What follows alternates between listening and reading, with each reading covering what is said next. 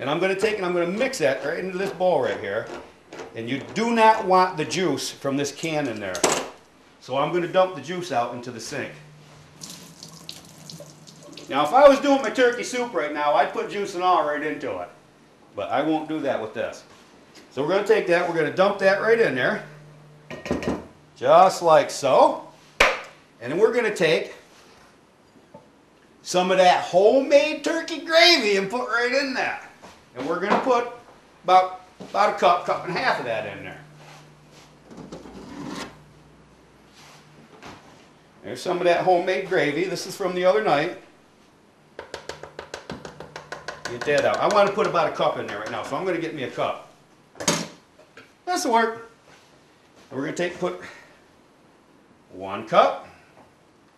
And we're going to take 2 cups.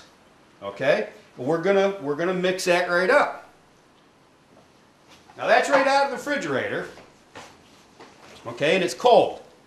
And that's fine. That's the way we want it. Let me get this out of the way. That's our gravy. That come out good too. I'll show you another show how to make my gravy. But all we're going to do is take and whip this up. We're going to mix this up just like this. Okay? Just like that. Look at that mix in there nice. Oh my God, does that ever look good. Now, remember, that's about 2 cups of turkey, 2 cups of gravy, and 1 can of veggies. Let me give you that can size actually so that you know. It's 14.5 ounces of vegetables, okay? The mixed vegetables. You can put in there whatever you want. If you don't like some of the things in there, you can take a half a can of green beans, put in there. You can take a half a can of corn. You know, mix some of your favorite vegetables and put into this too. You don't have to use the veggie mix. But we like all that, so I put it in there. And there's no onions in there, so the wife will eat it. Yeehaw! How can you beat that? Okay? So there you go. Now we're going to dump this right in. Just like so. Okay? Can't want to get close up going in there on that. Look at that. Very slowly. See, there's just going to need a little bit more gravy in this, but I didn't want to put it in while I was mixing this up, and I'll show you that in a minute. How come? Because I want to get this nice and smooth. So at this point, I'll take this and I'll spread this around my pie. Okay, just like this, keeping everything all nice and even. And we want to sort of like flatten it down a little bit, like that. And you can see this gravy is thick. Now it's gonna like get a little bit looser as it cooks, you might say, and sort of like liquefy. So I got probably enough in there right now. I'm about even with the pan with my mix. I'm going to put just a little bit more gravy in here, okay? What I'm after is to come up just about to the top of my pan, but not quite. So here's another 1/4 cup of gravy. And that's not enough, so maybe another 1/4 cup. You got to go by looks here, okay? Okay, there's about another 1/2 cup of gravy right there. Now we're going to mix that around. There's my beet. My oven's up to temperature, just on time. Now you got to look at this. This is leftovers from your turkey dinner, and it's a very quick meal for families on the run, and it is delicious. You can't beat it. So let's move this gravy around a little bit, like this. There we go. I'll show you what that looks like in a second if I can get it up there without dumping it all out. But that's about it right there, okay? And I'm just about to the top of this pan, okay? But not quite to the top. So I'm going to put top on this now. Now here is where I say salt and pepper to taste. I'm not putting salt and pepper into this. And I've said this before in my shows, and I'm actually going to write another cookbook about salt and pepper to taste. I believe that you should put salt and pepper on your food as you're eating it and acquire your own flavor to it. You got to realize that foods have their own salt content in them. And I believe in that firmly. I'll add a salt if I want to when I'm eating it. But my food already has an awesome flavor the way I look at it. But that's up into he who eats. So let's get the other top on this thing. Okay? Very slowly. Open it up so that you don't rip it. Okay, and we're going to do the same thing here. We're going to have to put a little bit of flour down so that we don't stick this to the board. So let's get that moved out of the way over here. I'll put that in front of my cookbook, Cooking with PapaTucks. You gotta love it. We're going to sprinkle a little bit of flour down on the board. Not a lot, just a little. Spread that out. There we go. And then we're going to unroll our top. Look at that. Now, the floured side down towards the ingredients of the pie. Just like this, okay? We're going to put this right evenly over the top of this pan.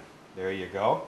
And you're going to kind of fit the pie crust top to the bottom and sort of seal it, okay? Just like you're making a pie. Just seal it up. See that? You can go backwards or forwards. Just get it sealed up. That's the secret. You don't want this pie breathing only out of the holes that you're going to put under the top of this. You do not want it breathing out the side. Okay? Just take your time. You don't have to go crazy, but take your time making sure that it's all sealed. Like that. Okay, then we're going to take a fork and we're going to extra seal that. And I'll show you that here in a second. Let me get a fork out here. There we go. I'm going to take a fork and I'm going to push the sides in like this. Just like that. Okay? So the camera can see. I'll do it on this side. And all I'm doing is sealing the top to the bottom. I'm not going all the way through. I'm not ripping it. I'm just pushing them together.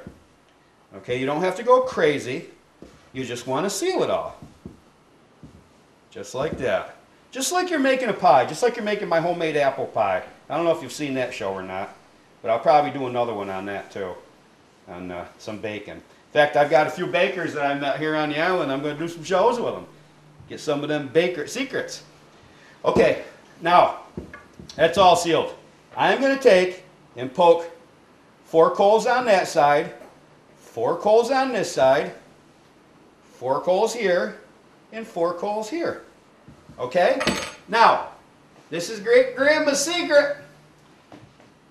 You can take a little bit of whole milk.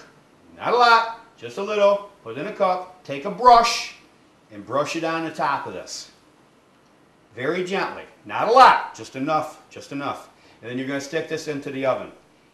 And about 15 minutes into its cooking time, you're going to put some more milk on top of it. It's going to crust nice and flaky. When this top gets golden brown, that chicken pot pie is done.